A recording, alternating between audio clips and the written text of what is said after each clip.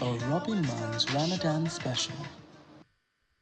Salam alaikum, alaikum salam, wa rahmatullahi wa barakatuh. My name is Isabella Adeliji. Welcome to our special edition here on Rubbin Minds, focusing on Ramadan, the holy month that is observed by Muslims across the world.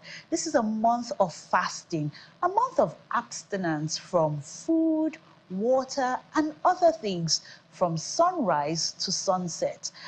Each day throughout the month of Ramadan, Muslims come together to break bread, and sometimes they are even joined by people of other religions. And it's a time where they are celebrating some of the values of Islam: peace, giving to the poor, prayers, being in that time of reflection. So today's conversation is going to focus on understanding the fourth pillar of Islam, which is Ramadan, the benefits of fasting during the holy month, and of course, understanding how Muslims across the world are able to balance their work and family commitments with fasting. It's our hope that this episode will broaden our minds and give us a better understanding of this holy month of Ramadan. My name is Isabella Adeliji. Welcome to our special edition on Rubbin Minds, focusing on Ramadan.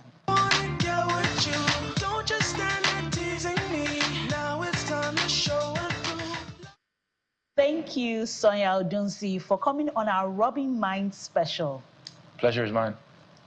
So let's get right into it. Okay. Tell us about the importance of Ramadan in the life of a Muslim. Okay, so Ramadan is the holy month. It comes once a year.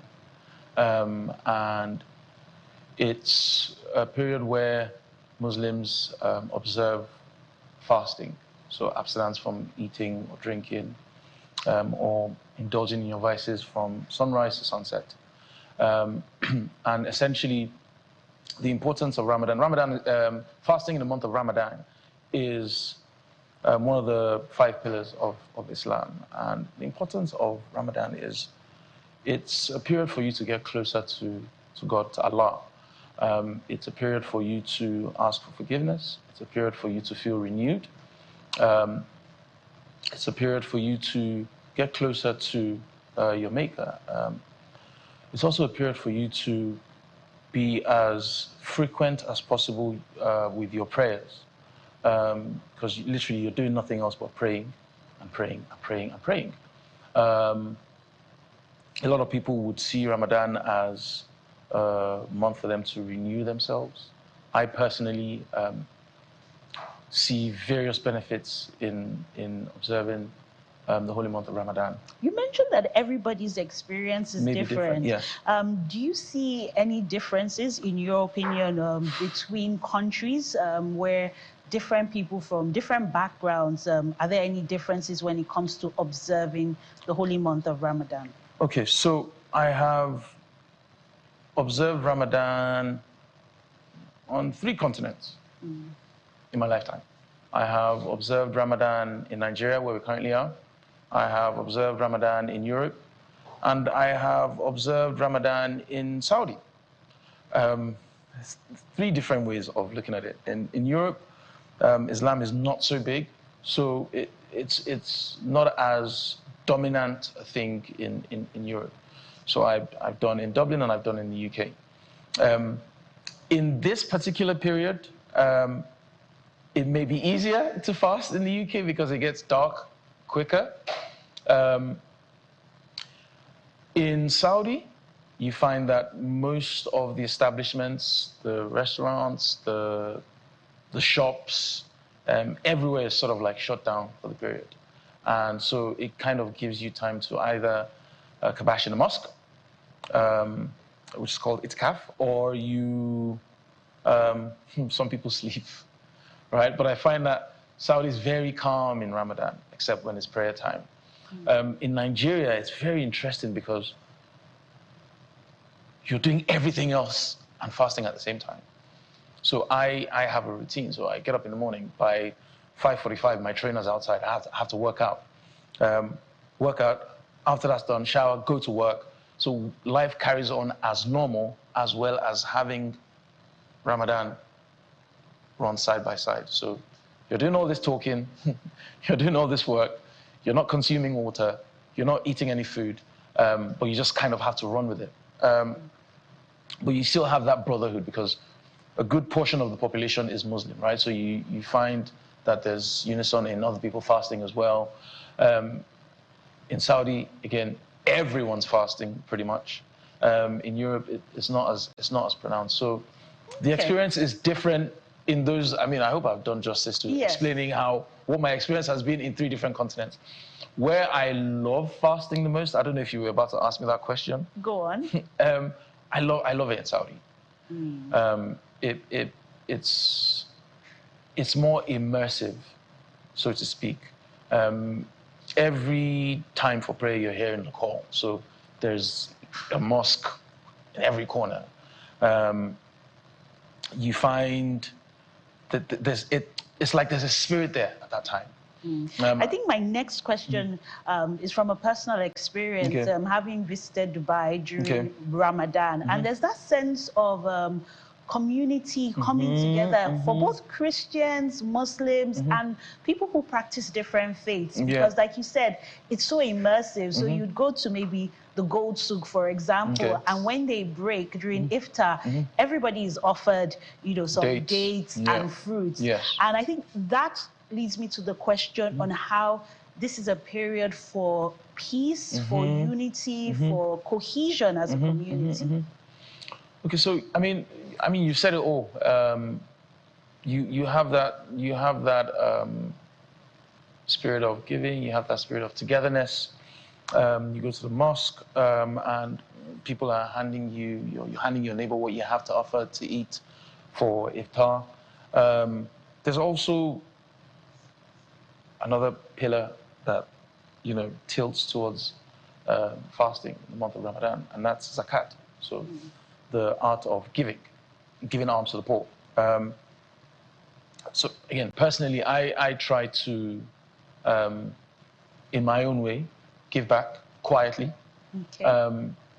either to internally displaced people, or either the community in my area of people who just loiter around the streets, or I sponsor a mosque, or I sponsor a school. Either which way, I do something every Ramadan.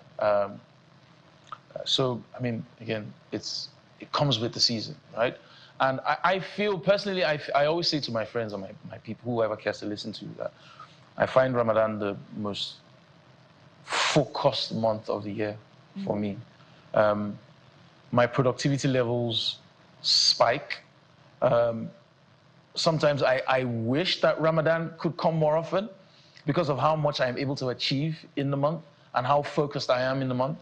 Again, no distractions, right? So, but how are you able to do it? Because someone watching is thinking he's not eating, he's not drinking, and yet he's able to do all this work. Like, you don't change your schedule just because it's Ramadan. Where does that strength and, what would I say, the can-do and that perseverance come in the wake of the challenges? Because your body is already used to the meals, right? So I feel like after 2-3 days, your body kind of gets used to it. The strength also comes from knowing that there's a reward at the end of the tunnel, right? When you're praying as much as you do, I mean, there's the regular 5 times prayers, and then there's like prayers after after hours. So you have people who go to the mosque between 2 a.m. and 5 a.m. In the last 10 days, Muslims largely believe that the night of Laylatul Qadr falls in those last 10 days. And that's where the Almighty comes down and takes all your prayers back. And the prayers that you say in one night are like prayers that you've said for 100 years, and they last forever and forever and forever. So the blessed night of the Laylatul Qadr falls within the last 10 days. So you have special prayers, Tahajjud, Taraweeh, where people go into the mosque and pray between the hours of 2 a.m. to 5 a.m., just before you have your suhoor, just so they can complete the Quran in those last 10 days. So the reward at the end of the tunnel it's is amazing. what keeps you going. Yes, I have yes. just 2 more questions. Please ask 20 if you have. I'm happy to take I think them. the first one has to do with what is it like being young and Muslim in Nigeria? Because again, that experience varies from person to person. And the last one would be, what is the one thing that you'd want non-Muslims to know about Islam, about Ramadan? Okay. So,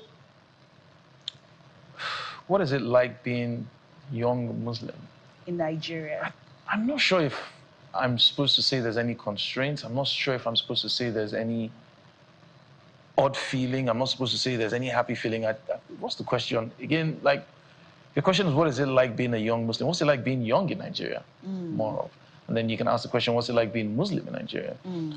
I don't think I personally do not walk around projecting my faith to people. So maybe I don't know what the backlash is, if there is any, and if there's benefits that I probably haven't, taken advantage of, maybe I'm yet to experience it. But from where I sit, I say there's a growing fellowship of like minds. Okay. People like Adebola Williams has done a fantastic job in bringing these like minds together.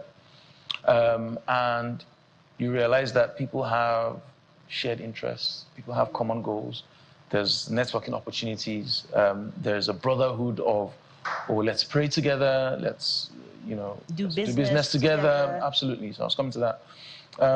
And I think it's fantastic, to be honest.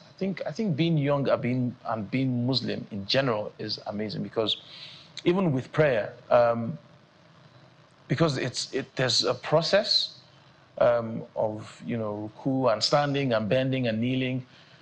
I mean, I've crossed over the 35 mark and my knees are starting to get weak. So now is the time that you can actually pray and pray and pray and pray, because after a while you get older, your knees are weaker, you're not able to do the procedures as you would if you were younger. Memory's running shorter, so you're forgetting things. But I mean, it's amazing. Being Muslim is amazing. Being young is amazing. One thing that I would like for non-Muslims to know about Islam is I think we worship one God, right? There's elements of the Quran that speaks about the Bible. There's Jesus in the Quran. His name is Isa, right? There's Moses in the Quran. There's Musa. The Quran talks about what we've read in the Bible. Fortunately for me, I come from a background where my dad is core Muslim, my mom is from a Christian background. So I think I'm blessed to have the wealth of knowledge from both sides. And to be honest, as Nigerians, we're limited to just 2 religions. There's more religions than Islam and Christianity. So my thing is, Islam is all about peace. Forget the radical stuff that you see in the news. Or if you take time to read what the Quran says, to read the teachings of the Hadith, it's more about peace. It's a beautiful religion. And I think at this point, all I have to say is Salam Alaikum. Wa alaikum salam. Thank you, Sonia Al-Dunsi, for being our guest. No problem. My pleasure. We'll now go on a quick break. Don't go anywhere.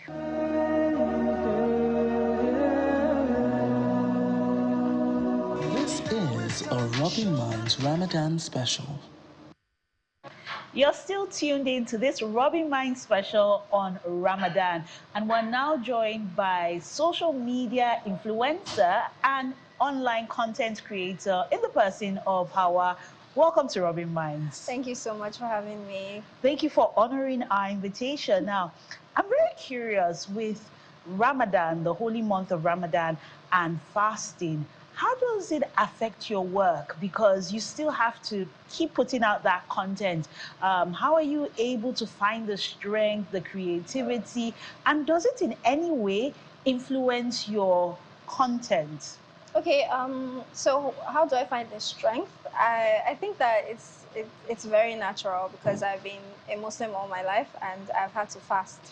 And, I've had to fast and go to school, go to work. And so with content, I think that it's a little bit easier if I do say so myself. Because I am my own boss, I work from home, I can take some time off if I need to. Um, and so yes, I think that for me it's not all that difficult. Yeah. And we know that during Ramadan, there's the giving that comes through, giving of alms, sharing with people, bonding. Does this play any part? Does it influence the kind of content you put out? And there's also peace. Yes. Yes. I think that for influencing the content I put out, yes, because my content is influenced by my experience and my life. So yes, it definitely finds a way into my life because that's what I'm currently experiencing in Ramadan. And as for giving, yes, we've been instructed by God to give, especially during this month. So you have people organize dinners and feasts for other people to join in and, just break their fast together. So yes, there's a lot of giving in this month. And whatever it is you've been instructed to give, whatever it is you can give to people. So yes, the month is just really beautiful. You have people coming together, breaking their fast, families that have not seen each other for a while. And so yes, that's the beauty of Ramadan. Any personal experience you like to share during this particular month of Ramadan this year? I think that for me, it's just seeing people gather. I think it's just seeing people come to the mosque, get food for free. Something that, yes, it happens in other months, but in Ramadan it's intensified.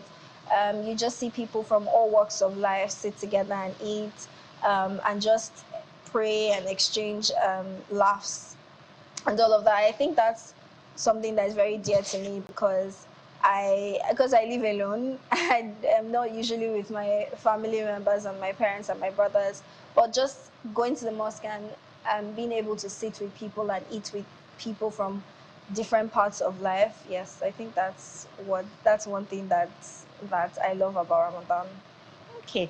Now, you mentioned you've been Muslim all your life. Yeah. What is it like now as a young woman, a Nigerian, being Muslim, living in Nigeria?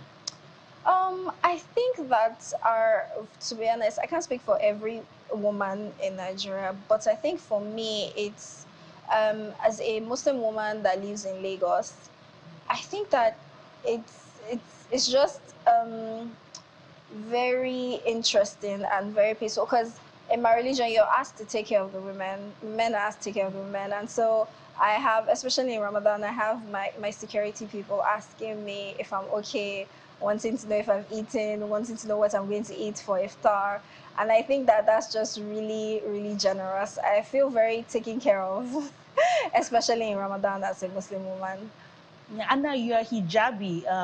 In the course of your work, has that ever been a conversation starter? Have people questioned it? Have you ever felt the need to maybe change to appeal to a wider audience? I will not say so. I think it's because I've always covered my hair, right, since I was a teenager. So I don't think it's different. I don't think that there's anything different about me covering my hair.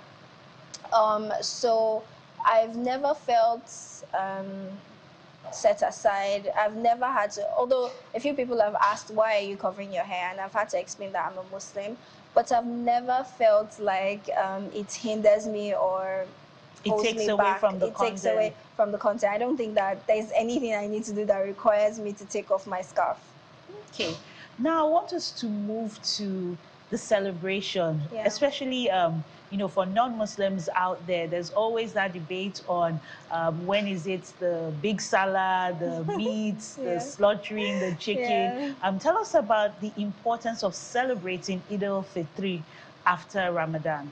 Okay, so because we've been instructed to fast, to stay away from certain things, especially food and drink, and we've been asked to, in this time, just to think about the people that do not have, and try to put ourselves in their shoes. So after doing this for 30 days, you're supposed to celebrate. You come out in your finest, you go to the mosque, you pray, you generally just have a nice time with other Muslims, you come together. So that feast is very important. We're commanded to do that because for 30 days you've been solemn, you've literally tried to put yourself in the shoes of people that don't have. And so after that, there's one day for you to to give thanks to God, and also to show love, of course, share with your neighbors, and just generally have a nice time. And is there something that you'd like for non-Muslims to know specifically about Ramadan or the religion? So one thing I'd like for non-Muslims to know is that you can just support us whenever we have the fast.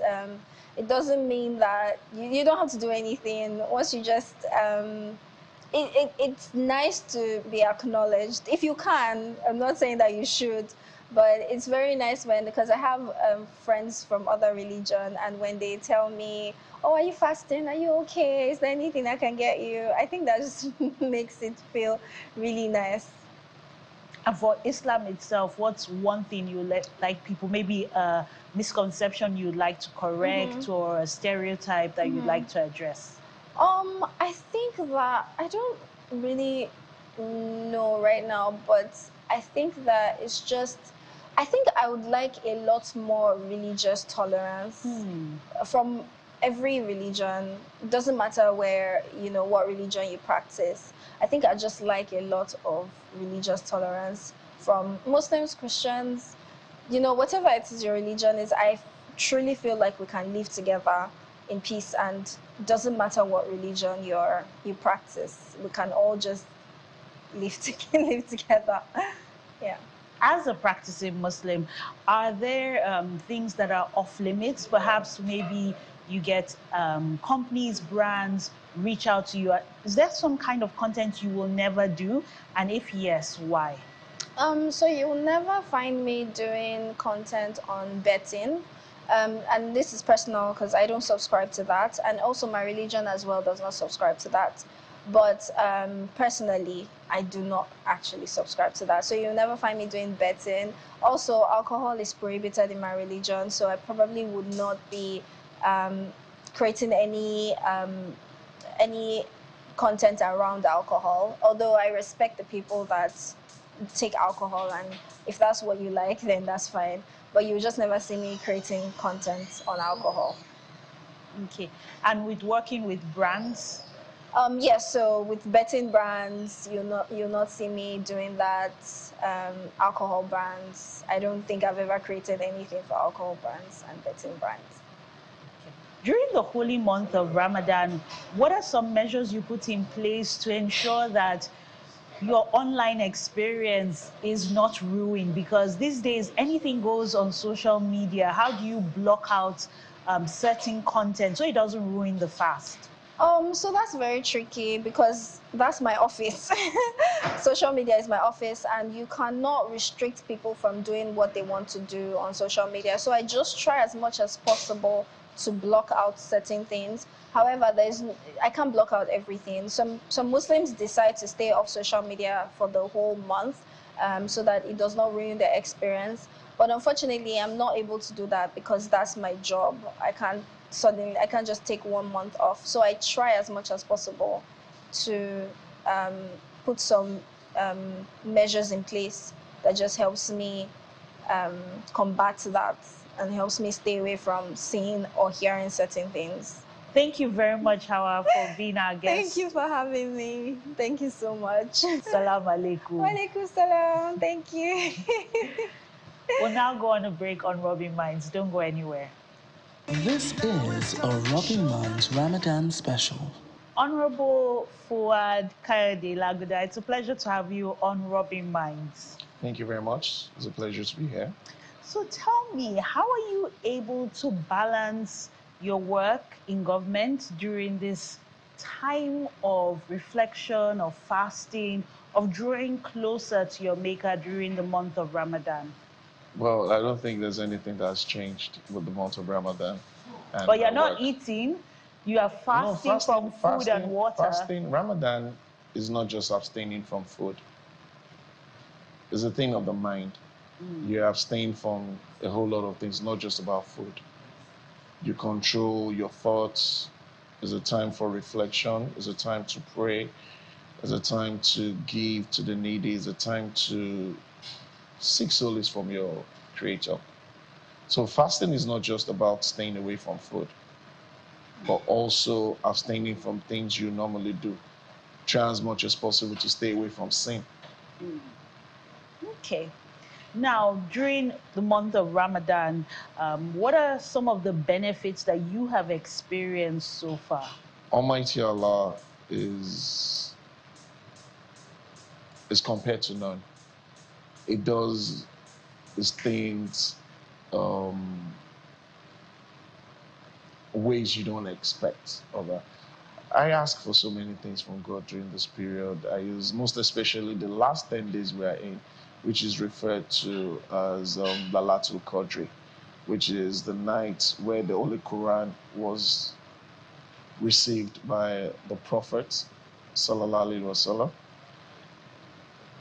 This month, during this period, is it's time for you to pray, as we were being told to do in the Quran.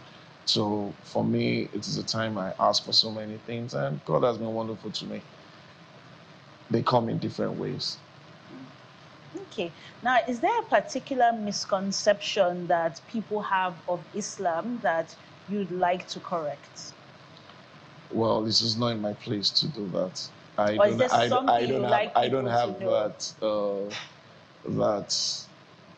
Shall I say spiritual authority to do that? But I could just tell you, Islam is a religion of peace, and you can only know Islam, and you know how beautiful it is. That's Now, all I can say. a religion of peace. I think that's a misconception that a lot of people have about Islam. So you coming out to say it's about peace, you've answered my question. But now I'd like you to reflect, being a Nigerian, being young, living in Nigeria, what has your experience being a Muslim been? How do people view you? Have you ever met maybe any kind of judgment, for example? No, I haven't. I don't think so. Even traveling abroad and all this, no. I guess it's a thing of who you are that you receive. Sometimes people could come across, but personally, I've not encountered such experience.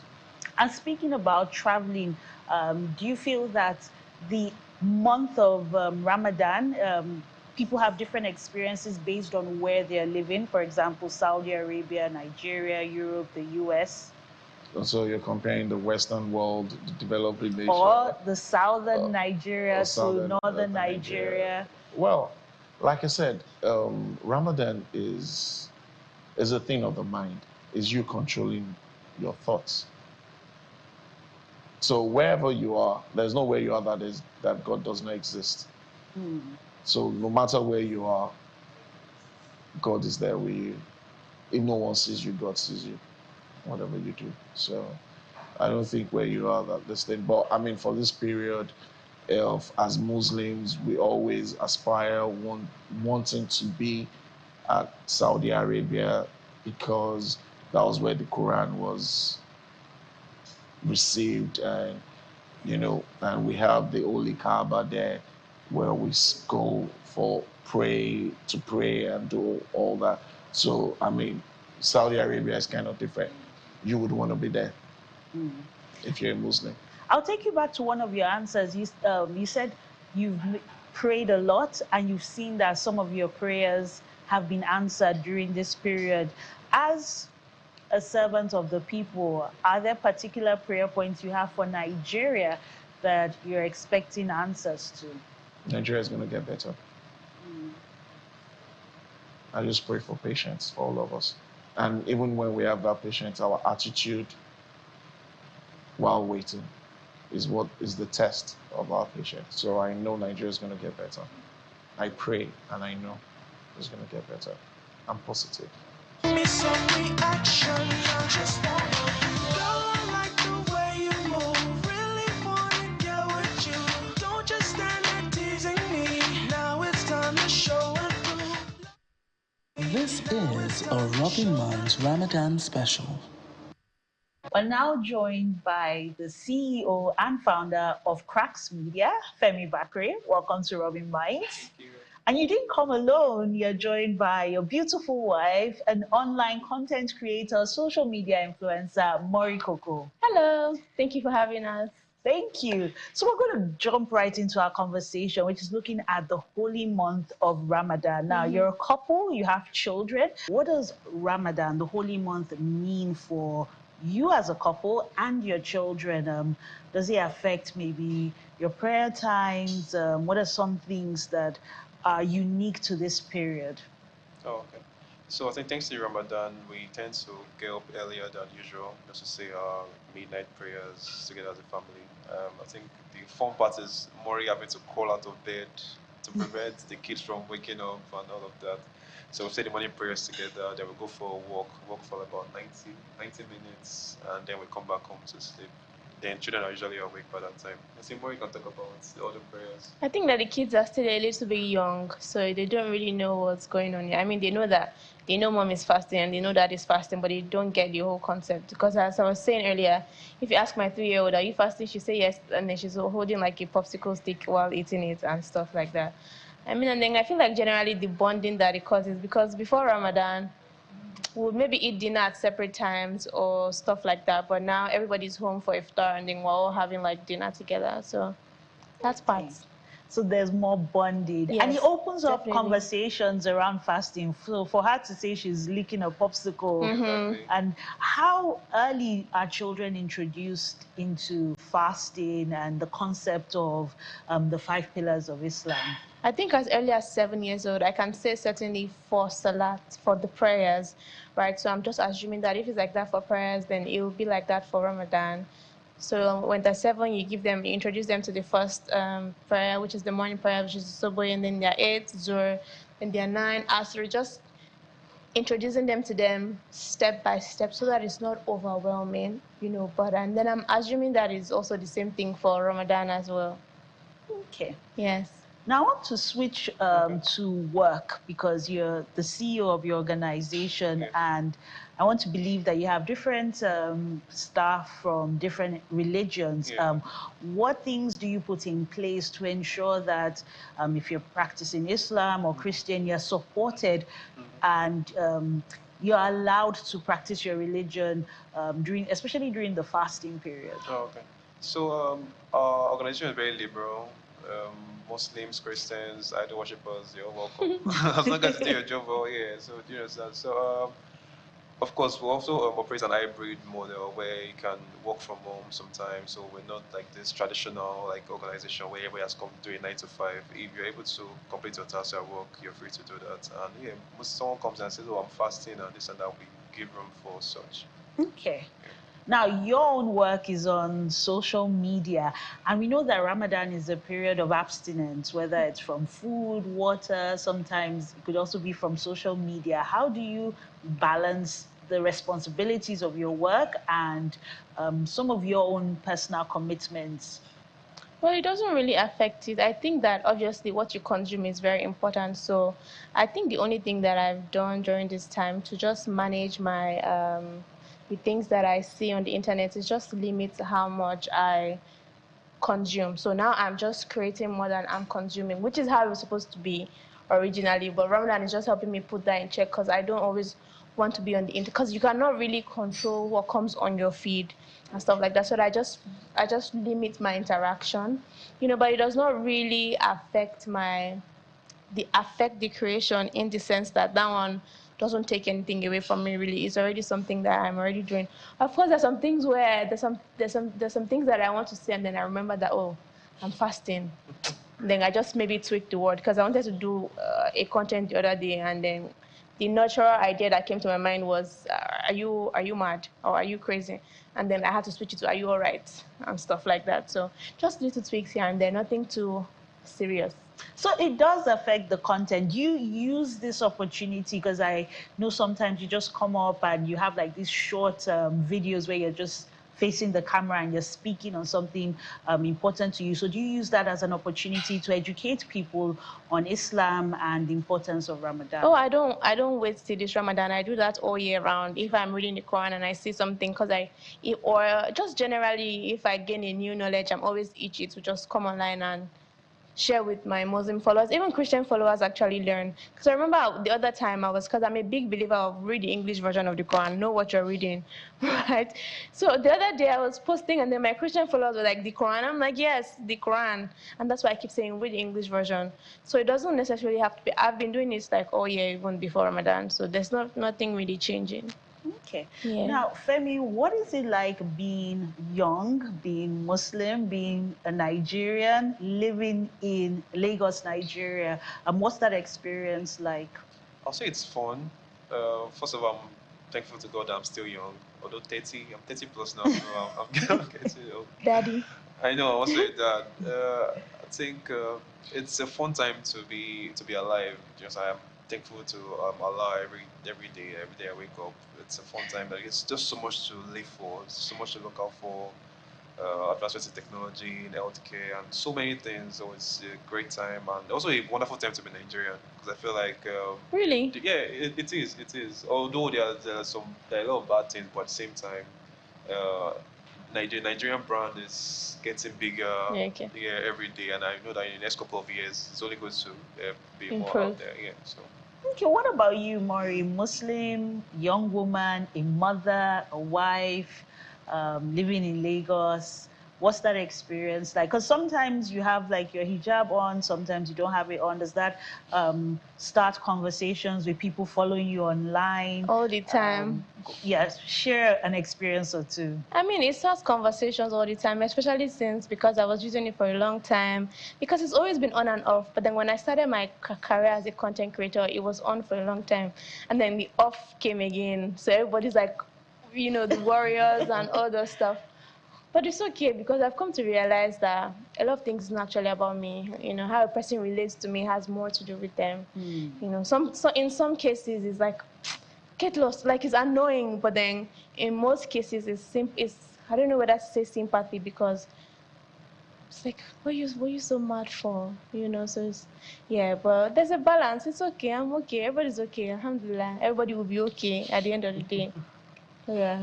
And being a mother, do you feel any pressure? You mentioned that so much is changing. I mean, the whole online world, you said you can't always control what you're going to consume. So has that affected you in any way? So the thing, I always try and give myself grace, right? I've not been a mom before. This is me being a mom for the first time. So that pressure of I need to get it right, I need to get it perfect all the time, is beyond me, honestly. So I just hand it over to God. These children that He gave me, I honestly can't do this thing alone. You understand? And in that, I have my rest. In that, I have my assurance.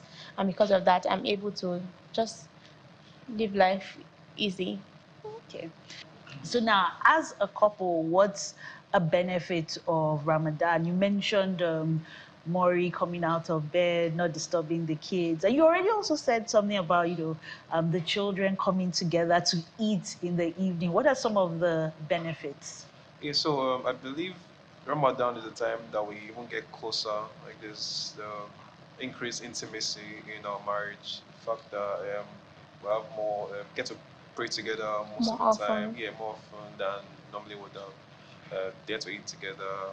Even during the extra prayers, because most times some of us are praying, then we have our daughter coming to bow our head, our son, so they don't know what they're doing, but they see that their mommy doing it, so they come to join us. So it's always cute for me. It just gladdens my heart when those type of things happen. So yeah, and I feel like our children are watching us, and it's very registering in their heads.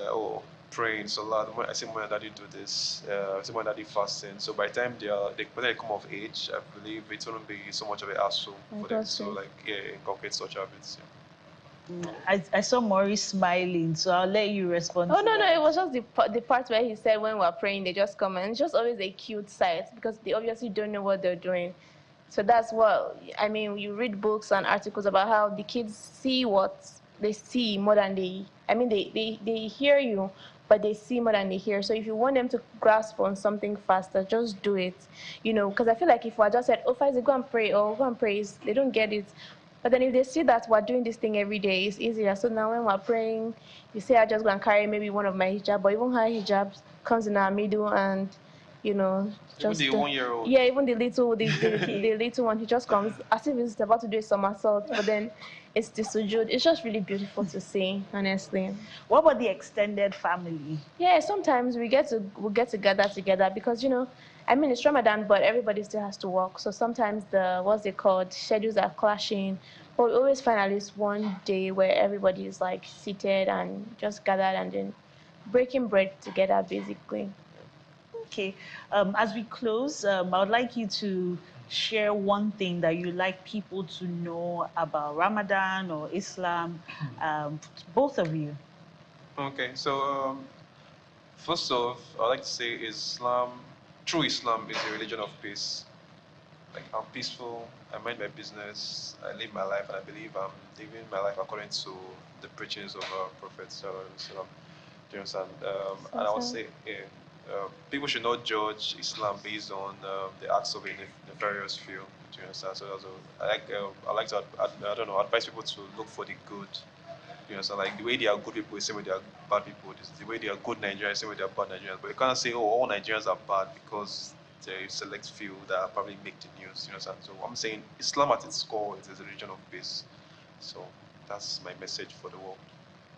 And you, Maureen? Actually, what he said, because I feel like Islam is perfect, but the people are not, right? Which is normal. Human beings are not perfect. So like he said, don't take like the behaviors of a selected few.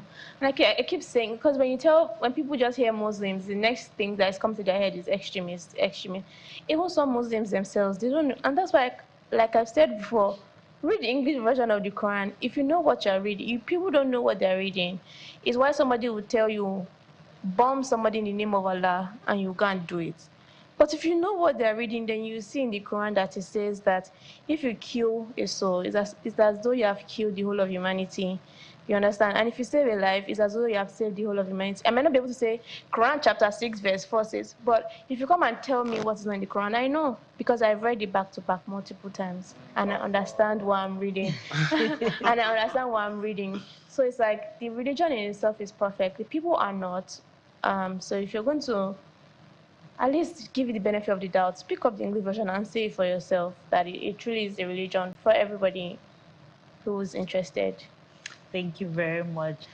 And all that's left to say is Salam alaikum. Wa alaikum salam. Rahmatullahi wa barakatuh. Thank you, Femi Bakri, and thank you, Mori Koko. Thank you so much for having us. Teasing me, now it's time to show and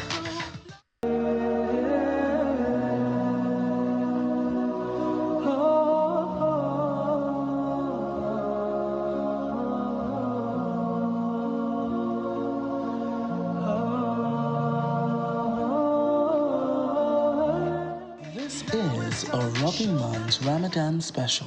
We're now joined by the founder of Red Media and the chairman of AW Network, Adebola Williams. Welcome to Rubbin Minds. Good to be here. It feels a bit awkward being on the platform. And I'm not even sure I've been here in what, 8 years, 7 years?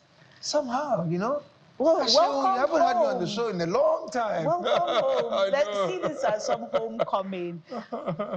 Now let's go right into the conversation. Why is it important? I know you've been doing this year on, year in, year out, bringing together people across religious lines to come and celebrate Iftar. Why is that important in building community?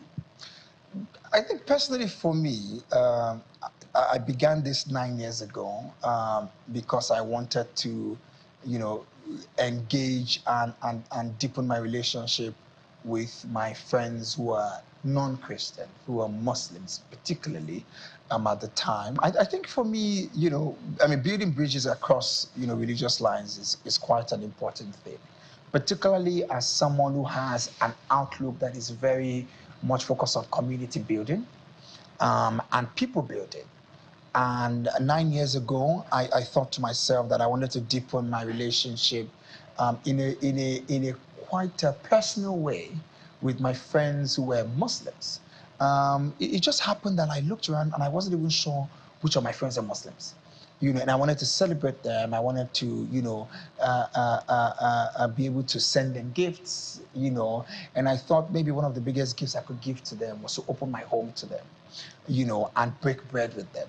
Particularly because you also live in a world where religion sometimes, separates us rather than unites us. And as someone who's focused on people building and community fostering, I thought that it was one of the simplest ways that I could, build that bridge.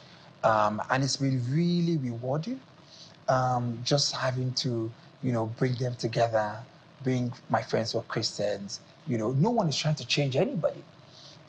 All we're just trying to do is to say beyond religion and everything else, we're humans first. And that humanity, shines through. At Christmas, they all come together in my home again. October 1, they come together. And then I remember one iftar, my Muslim friend said, you invite your Christian friends now. When you invite us for Christmas, you invite Muslim and Christian. Why do you invite only your so from then on, I would invite my, Christian brothers. And it's built even much more of a fun family. And they're always very appreciative and very, very grateful to be here. And has that made your audience more understanding of the different religions? Has that helped in promoting peace, tolerance? It has, but it has also, made some people show their bigotry. Because I've had people who've attacked me and said, "Oh, you're Christian. Why are you, engaging?" And I just smile and say, "We're human first." And these are my friends. These are my business partners. Beyond anything else, these are people I do business with. These are people who I'm friends with, who will do big things, who I sit on their board, who they sit on my board. So we do so many things together, and so this is one part of their life when, we all then sort of want to go our separate ways.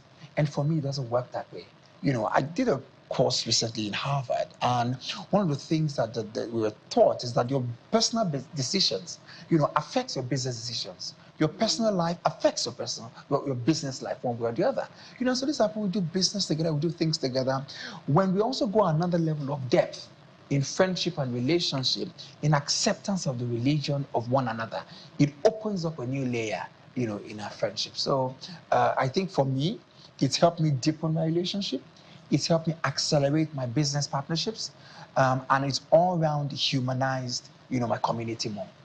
And there's a question I've posed to everybody here, and you're a Christian, but I want to get your response. Is what is something that perhaps before you started organizing these iftar celebrations that you might not have understood or maybe misconstrued about Islam, and that has now been corrected in the course of these conversations and these relationships being deepened? The interesting thing is that I was born Muslim. And that's the interesting thing. I was born Muslim. I went to Arabic school. Wow. I did Arabic, Alif, Fatateni, Aba, Fatateni, I went to Arabic school. I did the whole works, still know some of the surahs and all of that. So not much, actually, no. I think what I've learned is that when I was growing up, my grandfather, practiced Islam in a way that seemed like the Old Testament. In the Old Testament, it was about things.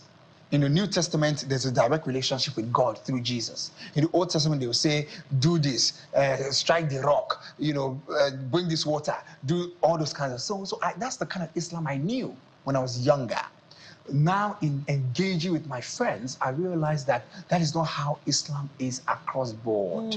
It's a choice. Some people believe in maybe unto and tira and all of those things, and some people just believe in doing their 5 times prayer in a day, or doing their rakat, and just being on their mat and just praying to God and counting their tasbih, engaging directly. So that I've learned the difference, and it's similar because even to today in Christianity, some people still believe in going through something to the Father.